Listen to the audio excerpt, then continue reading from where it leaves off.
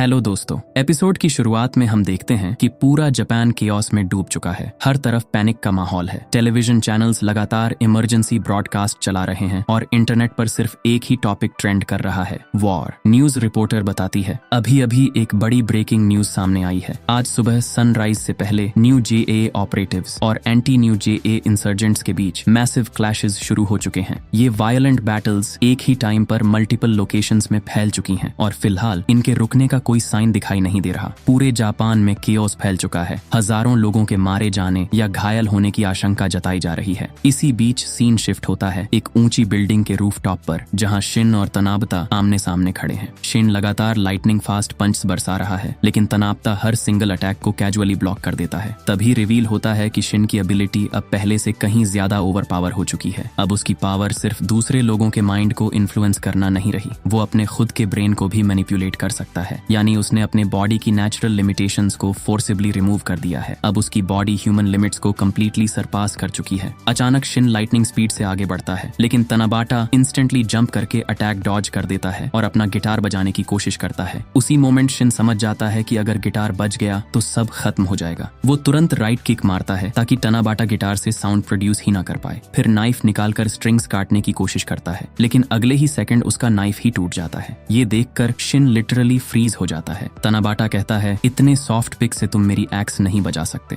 ये specially custom made है और इसकी साउंड वाइब्रेशन बिल्कुल अलग लेवल की है। उसके बाद तनाबाटा अपना G9 प्ले करता है और अगले ही पल एक हॉरिफाइंग साउंड वेव पूरे एरिया में एक्सप्लोड हो जाती है। शॉक वेव इतनी ज्यादा ब्रूटल होती है कि शिन सीधे बिल्डिंग से नीचे जा गिरता है। नीचे खड़े सिविलियंस के कान दर्द से फटने लगते हैं। शिन एक पार्क्ड कार से टकराता है, फिर बाउंस होकर सड़क पर क्रैश हो जाता है, लेकिन तनाबाटा उसे रिकवर होने का एक सेकंड भी नहीं देता। वो रूफटॉप से तेजी से नीचे उतरता है और अगला अटैक तैयार करने लगता है। आसपास खड़े लोग पूरी तरह कंफ्यूज्ड हैं। क्या ये कोई म्यूजिक वीडियो शूट हो रही है? लेकिन शिन इंस्टेंटली अगले अटैक को सेंस कर लेता है और कहता है, सब लोग अपने कान कवर करो अभी। और तभी तनाबता अपना E9 पीस रिलीज कर देता है। एक हॉररिंग सोनिक ब्लास्ट पूरे एरिया को चीर कर निकल जाता है। लोगों के कान और नाक से खून निकलने लगता है। सिर्फ सिविलियंस ही नहीं, शिन भी उसी अटैक से बैडली इंजर्ड हो जाता है। शिन अपने मन में सोचता है, मैं इसके थॉट्स पढ़ क्यों नहीं पा रहा। लेकिन जब भी वो तनाबता का माइंड रीड करने की कोशिश करता है, उसे सिर्फ मीनिंगलेस लिरिक्स सुनाई देते हैं, जैसे उसका दिमाग पूरी तरह मैडनेस में डूब चुका हो। इसके बाद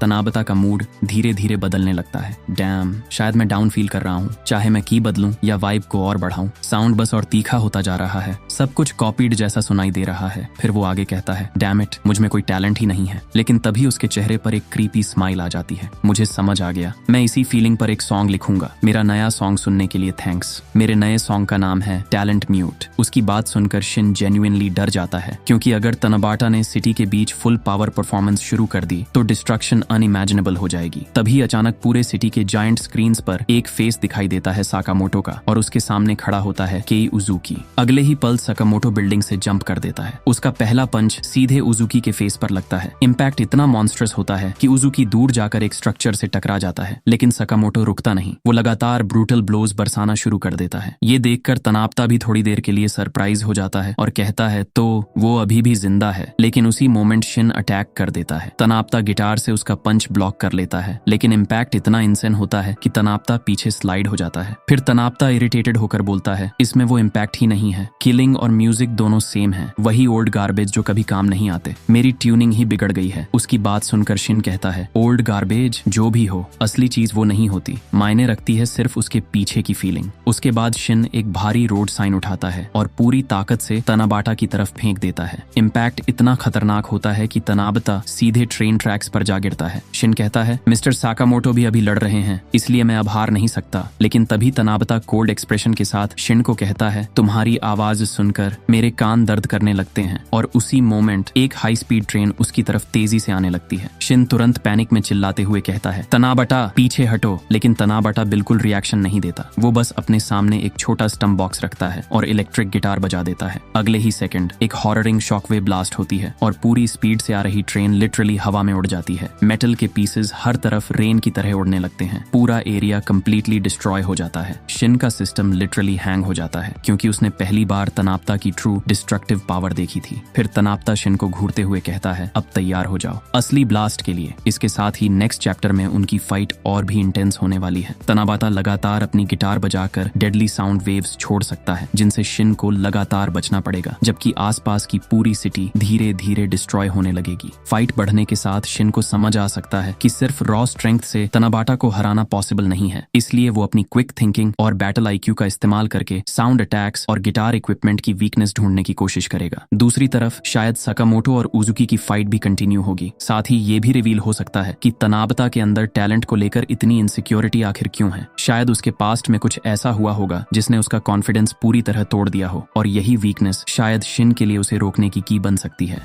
इसी के साथ ये वाला वीडियो यहीं पर खत्म होता है। अगले चैप्टर की रिलीज डेट स्क्रीन पर आ रही होगी। अगला चैप्टर 31 मई को आएगा।